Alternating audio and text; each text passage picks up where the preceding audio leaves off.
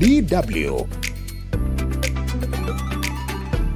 Sema Uvume.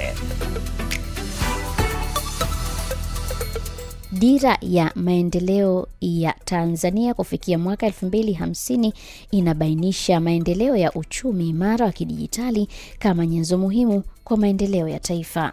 Hivyo basi, kampuni zinazotoa huduma za kidijitali ni muhimu.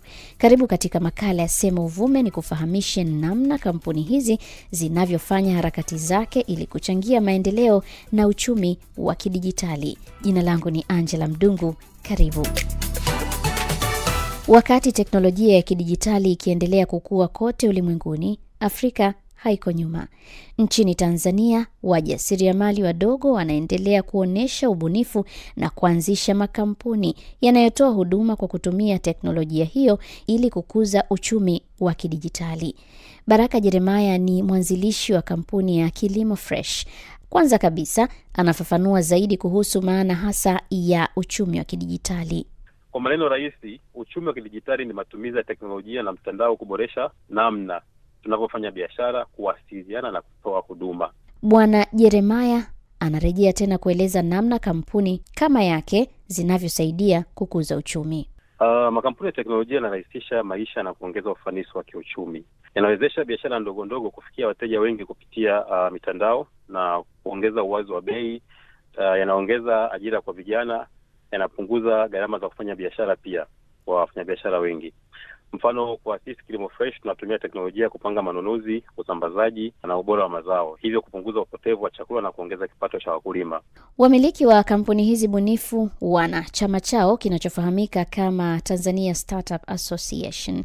Chama hicho kimeundwa ili kuhakikisha kuwa kampuni hizo zinapata majibu ya changamoto zinazozikabili ili ziweze kufikia malengo hasa yakiwemo kukuza uchumi na pato la taifa. Nimezungumza na Prego Jafet ambaye ni mkuu wa programu wa chama hicho.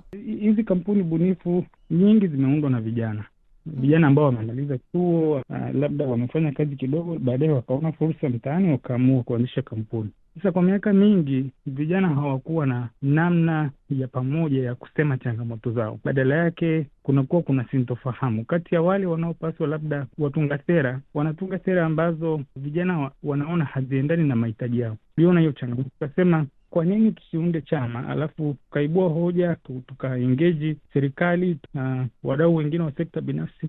Kampuni nyingine kati ya nyingi za wajasiriamali wa kidijitali ni Sahara Ventures inayohusika na ujasiriamali wa teknolojia na ubunifu.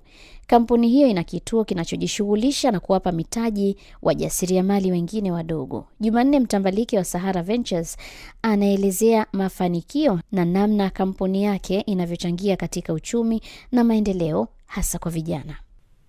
Toka tuanze operation zetu miaka 10 iliyopita, tumefanikiwa kuwafikia vijana wa Tanzania zaidi ya 10,000 kwenye intervention mbalimbali, ikiwemo programu za kusapoti startups za vijana vioni, lakini baadhi ya makampuni ambayo tumeyasapoti tumefanikiwa kuajiri vijana wengi. Kampuni nyingine zimeajiri vijana mpaka 30-40, lakini vile vile tumefanikiwa kushiriki kwenye kutunga sera mbalimbali zinazohusiana na masuala ya vijana na ubunifu na startup kwenye kuchangia uchumi wa taifa. Licha ya mafanikio, kampuni za wajasiriamali wa kidijitali zinakabiliwa na changamoto kadhaa.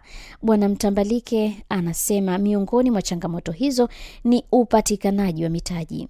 Ili kutatua changamoto zilizopo, kampuni hizi zimekuwa zikishirikiana na serikali ya Tanzania ziweze kufikia malengo ya dira ya taifa hilo kufikia mwaka 2050. Miongoni mwa hatua zilizochukuliwa ni kuwekwa kwa sera rafiki za teknolojia ya habari na mawasiliano TEHAMA. Malengo ni kuunda mazingira bora kwa uwekezaji na kukuza uchumi wa kidijitali na uvumbuzi. Msikilizaji, kufikia hapo kipindi cha Sema Uvume hakina la ziada kwa leo. Nikukumbushe tu kuwa tumeangazia kampuni za ujasiriamali wa kidijitali nchini Tanzania na namna zinavyopambana kukuza uchumi.